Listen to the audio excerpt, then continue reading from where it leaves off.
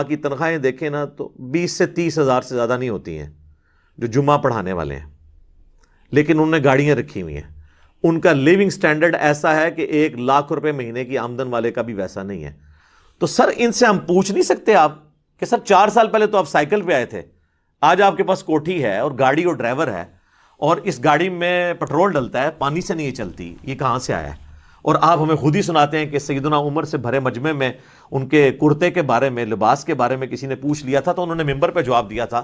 تو آپ بھی ممبر پہ ہی جواب ہمیں دے دیں. آپ کہیں گے آپ ذرا کمرے میں تشریف لے آئیں، ہاں آپ کو یہ کہیں گے. تو ان سے پوچھیں کہ یہ 20,000 کی تنخواہ میں یہ $20,000 تو نہیں ہے پاکستانی روپیز میں، یہ اتنا اللہ کا فضل کیسے ہے آپ کے اوپر؟ تو پھر وہی بات ہے کہ گل وچ کوئی اور ہے، اندر کی بات پھر کچھ اور ہے. تو پھر آپ کو پتہ چل جائے گا کہ یہ لوگ کیا کر رہے ہیں. تو اس چندہ بک کو اور اپنی مساجد کو الگ رکھنے کے لیے انہوں نے اسٹریٹجی یہ اڈاپٹ کی کہ انہوں نے کہا کہ دیکھیں جی، نبی علیہ السلام نے فرمایا تھا کہ 73 فرقے ہوں گے، ایک جنت میں جائے گا اور وہ ایک جنتی فرقہ ہمارا ہے، لہذا دوست کی فرقے والوں کو آپ نے چندہ نہیں دینا. یہ وجہ ہے، یہ ان کی آؤٹ لیٹس ہیں. KFC والے کہیں گے کہ میکڈونلڈ کے چپس اچھے ہیں؟ نہیں کہیں گے. یا میکڈونلڈ والے کہہ دیں کہ جی چپس تو ہمارے اچھے ہیں لیکن چکن KFC والوں کا بہتر ہے؟ نہیں.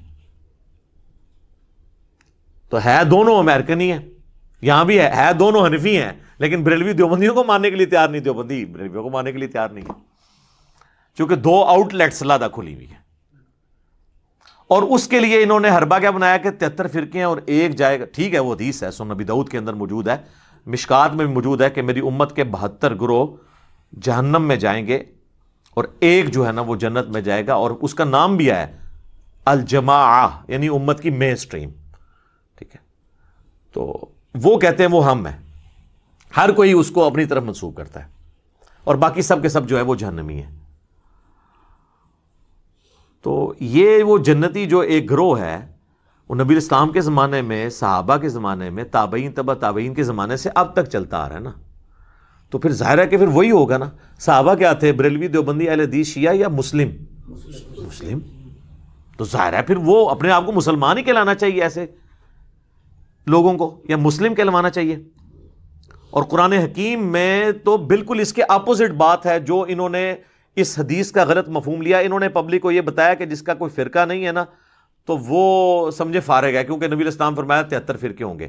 اور یہ آپ علیہ السلام نے دھمکی کے طور پر، پروفیسی کے طور پر، پریڈکشن کی طور پر، پیش گوئی کے طور پہ بتایا تھا کہ ہوں گے، لیکن بچنا، اس لیے نہیں کہ بنانا.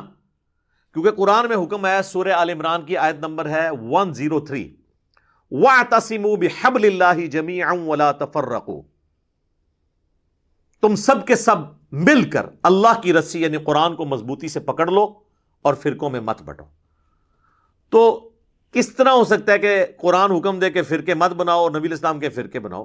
وہ بتایا گیا. جس طرح کہ صحیح مسلم میں حدیث ہے کہ قرب قیامت میں عورتیں ایسا لباس پہنیں گی گویا کہ ننگی نظر آ رہی ہوں گی. اس کا یہ مطلب نہیں کہ ہم اپنی عورتوں کو ایسا چست یا باریک لباس پہنانا شروع کر دیں. یہ خبر ہے کہ بچنا اس سے. اس طرح فرقوں والے معاملے میں خبر ہے کہ تم نے اس سسٹم کا حصہ نہیں بننا. تو تم نے کیا کرنا ہے؟ ملت ابیکم ابراہیم ہوا سماکم المسلمین من قبل وفی ھذا. پیروی کرو اپنے باپ ابراہیم کی ملت کی، جنہوں نے قرآن سے بہت پہلے تمہارا نام مسلم رکھ دیا تھا، اور اللہ نے بھی اس کتاب میں تمہارا نام مسلم رکھا ہے. تو سر اسی کو تو ہم عرض کرتے ہیں کہ نہ میں وابی نہ میں بابی، میں ہوں مسلم علمی کتابی. لیکن مجھے لگتا ہے آپ لوگوں کو تو اسی وقت سمجھ آئے گی جب سمجھ آنے کا فائدہ نہیں ہے. جو صحیح بخاری اور صحیح مسلم دونوں میں یہ حدیث موجود ہے کہ جب قرب قیامت میں آخری جنگ ہوگی نا دجال کے خلاف، یہودیوں کے خلاف مسلمانوں کی، جسے سیدنا عیسیٰ ابن مریم علیہ السلام اسے لیڈ کریں گے، تو اگر کوئی یہودی اس میدان جنگ میں کسی پتھر یا کسی درخت کے پیچھے بھی چھپا ہوگا نا تو وہ درخت اور پتھر بھی بول اٹھے گا، یا مسلم، اے مسلم، میرے پیچھے یہودی ہے، اسے پکڑ کر قتل کر دے. اور مسلم کے الفاظ ہیں، صرف ایک درخت ان کو پناہ دے گا، وہ غرقد کا درخت ہے. بہت بڑی جھاڑی ہوتی ہے، اس میں بندہ چھپ جائے تو نظر نہیں آتا، جس کی کاشت اسرائیل میں بہت تیزی سے وہ لوگ کر رہے ہیں، وہ ان کو پناہ دے گا۔ باقی تو ہر درخت، ہر پتھر سے آواز آئے گی، اے مسلم، میرے پیچھے یہودی ہے، اسے قتل کر دے، یعنی میدان جنگ میں، آج نہیں۔ تو اگر ان کو آواز آئی ہے تو کہیں گے ہم تو مسلم ہے ہی نہیں ہے، یہ تو علی بھائی کی کوئی ویڈیو چل پڑی ہے۔ ہمیں تو جب تک حنفی بریلوی کہہ کے نہ پکارا جائے، حنفی دیوبندی کہہ کے نہ پکارا جائے، ہمیں جب تک جو ہے وہ اہل تشیع کہہ کے نہ پکارا جائے، جب تک ہمیں وہابی اہل حدیث کہہ کے نہ پکارا جائے، ہم نے تو آواز ہی نہیں سننی۔ تو سر اس آواز سے پہلے ہماری آواز سن لیں تاکہ وہ آواز آپ کو سمجھ آ جائے۔ ہاں مجھے بتائیں، اللہ تعالیٰ امام مہدی کو اس دور میں بھیج سکتا ہے کہ جب بریلویوں میں آئے تو دیوبندی کہیں کہ یہ مشرک ہے، اور دیوبندیوں میں آئے اور بریلوی کہہ دیں کہ مہدی جو ہے یہ گستاخ رسول ہے، اور اہل حدیث میں آ جائے خدا نخواستہ تو یہ دونوں کہیں یہ انگریزوں کا ایجنٹ ہے؟ نہیں، یہ اسی صورت میں مہدی آئیں گے جب یہ سارے فتنے ختم ہو چکے ہوں گے۔ اور سر آپ کو اللہ نے اپنی زندگی میں دکھا دیا ہے کس تیزی سے یہ ختم ہو رہے ہیں۔ اور مجھے وہ حدیث بار بار یاد آتی ہے مسند احمد کی، جو مشکات میں موجود ہے، کہ اللہ کے نبی علیہ السلام نے فرمایا کہ قیامت اس وقت تک نہیں آئے گی جب تک کہ دنیا کے ہر گھر میں میرا پیغام نہ پہنچ جائے، اور چاہتے ہوئے یا نہ چاہتے ہوئے لوگ اس دعوت کو قبول کر لیں گے۔ گھر تک پہنچنا یہ سوشل میڈیا کی برکت ہے، ورنہ اس زمانے میں تو ایسا نہیں ہوا۔ اور اس کو سپورٹیو وہ آیت بھی ہے جو قرآن حکیم میں کئی مرتبہ ریپیٹ ہوئی ہے، هو الذی ارسل رسولہ بالہدی ودین الحق لیظہرہ علی الدین کلہ ولو کرہ المشرکون۔ وہی اللہ ہے جس نے اپنے پیغمبر کو الہدا یعنی قرآن کے ساتھ اور دین حق اسلام کے ساتھ مبعوث کیا تاکہ اس دین کو باقی تمام جھوٹے ادیان کے اوپر غالب کر دے، خواہ مشرک اس کا برا مان جائے۔ یہ دین سپرسیڈ کرے گا۔ اور ایک اور حدیث ہے سنن نبی داؤد کے اندر، مشکات میں بھی موجود ہے، اللہ کے محبوب صلی اللہ علیہ وآلہ وسلم نے فرمایا قیامت اس وقت تک قائم نہیں ہوگی جب تک کہ میری بیٹی فاطمہ کی اولاد میں سے ہی میرے نام پر ایک شخص نہ پیدا ہو جائے، محمد بن عبداللہ المہدی، جو پوری دنیا کو انصاف سے بھر دے گا۔ تو امام مہدی کو ویلکم وہی مسلمان کریں گے جو اپنے آپ کو مسلم کہتے ہوں گے۔ اور یہ پلیٹ فارم اللہ کے فضل سے پوری دنیا میں اس وقت لیڈنگ پلیٹ فارم اسی امام مہدی کی تیاریاں، اور سیدنا عیسیٰ ابن مریم کی آواز پہ جو لوگ لبیک کہیں گے انہی کے لیے تیاریاں ہو رہی ہیں الحمدللہ انشاءاللہ تعالی۔ اور اینڈ پہ آپ کو دعوت دوں گا کہ ہمارے محبوب صلی اللہ علیہ وآلہ وسلم کو اللہ تعالیٰ نے یہ تعلیم دی کہ جب بھی بات ہونی ہے کتابی بات ہونی چاہیے۔ سورۃ الاحقاف کی آیت نمبر 4 میں ایتونی بکتاب من قبل ھذا او اثارۃ من علم ان کنتم صادقین۔ اے نبی اگر یہ کافر آپ سے بحث کریں تو ان سے کہو کہ میرے پاس کوئی کتاب لے کر آؤ۔ اگر قرآن کو نہیں مانتے اس سے پہلے الہامی کتابوں میں کوئی بات لکھی ہوئی ہے نا جو تمہارے شرکیہ عقیدے کو سپورٹ ہے، اور لے کے آؤ، یا انبیاء کے آثار، علم کے آثار۔ انبیاء کے آثار یہی ہے نا، علم کے آثار، اگر تم سچے ہو۔ تو کیا کہا؟ ایتونی بکتاب من قبل ھذا او اثارۃ من علم، کتاب بھی آ گیا اور علم بھی۔ تو یہی تو ہم کہہ رہے ہیں کہ نہ میں وابی نہ میں بابی، میں ہوں مسلم علمی کتابی۔ یہ قرآن کی آیت سے ہی میں نے ڈیڈکٹ کیا، اور اس کو سپورٹیو حدیث ہے جو حجۃ الوداع کی حدیث ہے۔ صحیح مسلم میں تو حجۃ الوداع کا جو خطبہ امام جعفر نے نقل کیا امام باقر سے، اور امام باقر نے جابر بن عبداللہ سے۔ امام باقر ہے محمد بن علی بن حسین بن علی، حضرت حسین کے پوتے علیہ السلام اجمعین۔ وہ کہتے ہیں کہ نبی علیہ بڑی لمبی حدیث ہے، نبی علیہ السلام نے حجۃ الوداع کے موقع پر فرمایا تھا میں اپنے باتوں میں ایک ایسی چیز چھوڑ کے جا رہا ہوں جسے مضبوطی سے پکڑ لوگے کبھی گمراہ نہیں ہوگے، وہ اللہ کی کتاب ہے۔ مسلم میں جو حجۃ الوداع کا خطبہ ہے اس میں صرف کتاب اللہ ہے۔ البتہ المستدرک للحاکم میں ایک حدیث ہے، الموطا امام مالک میں وہ چھوٹا ہوا واسطہ ہے، حاکم میں کہ میں اپنے بعد 2 چیزیں چھوڑ کے جا رہا ہوں، ایک اللہ کی کتاب اور دوسرے اس کے نبی کی سنت صلی اللہ علیہ وآلہ وسلم۔ آج کی ڈیٹ میں جو سنت احادیث سے ڈرائیو ہوگی یا عملی تواتر سے جو اجماع امت سے چل رہی ہے، اور یہ یعنی سنت کو ماننا کتاب اللہ ہی کو ماننا ہے۔ سورہ نساء میں آیا نا من یطع الرسول فقد اطاع اللہ، جس نے رسول کی اطاعت کی گویا اس نے اللہ کی اطاعت کی. اور میں نے تو اس میں ایک اور حدیث ایکسپلور کر لی ہے کتاب اللہ اور سنت کے اوپر. مسلم شریف میں بھی 394 نمبر حدیث کہ عیسیٰ ابن مریم جب دنیا میں تشریف لائیں گے تو راوی حدیث کہتا ہے کہ وہ تمہیں تمہارے رب کی کتاب اور تمہارے نبی کی سنت کے مطابق چلائیں گے. سر فقہ حنفی کے مطابق نہیں چلائیں گے. کتاب اللہ اور سنت کا ذکر مسلم شریف کی حدیث میں بھی موجود ہے. ہاں ان کے بڑے بزرگوں نے لکھا ہے, وہ جسے کہتے ہیں شیخ احمد سرندی, یا کہتے ہیں وہ 1000 سال کا مجدد ہے, مجدد الفسانی, کہ وہ کہتے ہیں ہمارے بزرگوں نے کشف کے ذریعے دیکھا ہے کہ حضرت عیسیٰ علیہ السلام بھی فقہ حنفی کے مطابق عمل کریں گے.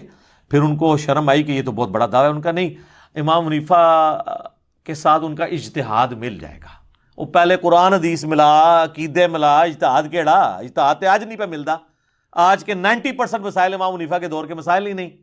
کیمرے کا مسئلہ, انتقال خون کا مسئلہ, پوسٹ مارٹم کا مسئلہ, کتبین پہ نماز کا مسئلہ, اعضاء کی پیوند کاری کا مسئلہ, اعضاء ڈونیٹ کرنے کا مسئلہ, دعوے ان کے سنے. اور آگے لکھا ہوا ہے کہ بالفرض اگر کوئی پیغمبر اس امت میں ہوتا تو فقہ حنفی سے ہوتا. یہ بھی لکھے ہیں نال, اندازہ کرو. ویسے ایک جھوٹا آیا فقہ حنفی چاہیے. ہاں, غلام احمد قادیانی دجال. اور جس کو یقین نہیں ہے نا, جو جا کے دیکھ لیں, وہ اپنی عبادت گاہوں میں حنفی طریقے کے مطابق نماز پڑھتے ہیں. بخاری مسلم میں رفع الیدین والے طریقے سے نماز نہیں پڑھتے. یہ دکھائیں کہ وہ نماز اس طریقے پہ پڑھتے ہوں. تو جو رفع الیدین کے مطابق نماز پڑھتا ہے وہ تو کبھی بھی قادیانی کی طرف جا ہی نہیں سکتا. تو کتاب اللہ اور سنت کا ذکر مسلم شریف میں بھی اس حوالے سے الحمدللہ ملتا ہے. اور باقی جو موسٹ ڈسائسو حدیث ہے وہ غدیر خم کی حدیث, جو 4 حدیثیں ہیں مسلم شریف میں 6225 سے 6228 تک. نبی علیہ السلام نے اپنی وفات سے 2.5 مہینہ پہلے حج کے بھی بعد مکے سے مدینے آتے ہوئے خم نامی گاؤں میں ایک خطبہ دیا. بڑی لمبی حدیث ہے, اس میں الفاظ ہیں, اے لوگو آگاہ ہو جاؤ, میں بھی ایک انسان ہوں, قریب ہے کہ اللہ کا قاصد یعنی موت کا فرشتہ میرے پاس آئے اور میں اس کی دعوت قبول کر لوں. میں اپنے بعد تم میں 2 بھاری چیزیں چھوڑ کے جا رہا ہوں. ان میں سے پہلی چیز اللہ کی کتاب ہے, اس میں ہدایت ہے, اس میں نور ہے. تم اللہ کی کتاب کو پکڑو, اپنا تعلق اس کتاب کے ساتھ مضبوط کرو. اللہ کی کتاب اللہ کی رسی ہے. وَاعْتَصِمُوا بِحَبْلِ اللَّهِ جَمِيعًا وَلَا تَفَرَّقُوا. جو اسے پکڑے گا ہدایت پہ ہوگا, جو چھوڑ دے گا گمراہ ہو جائے گا. زید بن ارقم کہتے ہیں پھر نبی علیہ السلام ترغیب دلاتے رہے, اللہ کی کتاب, اللہ کی کتاب, اللہ کی کتاب. اور پھر فرمایا دوسری بھاری چیز میرے اہل بیت ہیں, میں اپنے اہل بیت کے معاملے میں تمہیں اللہ کا خوف دلاتا ہوں. میں اپنے اہل بیت کے معاملے میں تمہیں اللہ کا خوف دلاتا ہوں. میں اپنے اہل بیت کے معاملے میں تمہیں اللہ کا خوف دلاتا ہوں, یعنی ان کے ساتھ حسن سلوک کرنا. لیکن امت بالکل الٹ چلی, نہ قرآن کو پکڑا نہ اہل بیت کو زندہ چھوڑا, اور وہ آج تک آپ خمیازہ بھگت رہے ہیں اس کا. باقی کتابوں میں یہ حدیث آگے بھی چلتی ہے, مسند امام احمد میں, سنن نسائی الکبریٰ کے اندر, جامعہ ترمذی کے اندر, کہ نبی علیہ السلام نے اسی موقع پر سیدنا علی کا ہاتھ پکڑ کے یوں عوام میں بلند کیا صحابہ میں, اور کہا من کنت مولاہ فہذا علی مولاہ. جس کا مولا میں اس کا مولا علی, جس کا جگری یار میں اس کا جگری یار علی, جس کا آقا میں اس کا آقا علی, جس پر میں حق رکھتا ہوں اس پر علی بھی حق رکھتے ہیں. یہ تینوں معنی درست ہیں, کیونکہ حضور نے اپنی سپورٹ میں آیت تلاوت کی. صحابہ سے کہا کہ میں کیا تم پہ تمہاری جانوں سے بڑھ کر حق نہیں رکھتا؟ النبی اولا بالمؤمنین من انفسہم وازواجہم امہاتہم, نبی مومنین کی جانوں پر ان سے بڑھ کر حق رکھتے ہیں, اور نبی کی بیویاں امت کی مائیں ہیں. حضور نے کہا تم میرا یہ حق ولایت تسلیم کرتے ہو؟ صحابہ نے کہا بلا.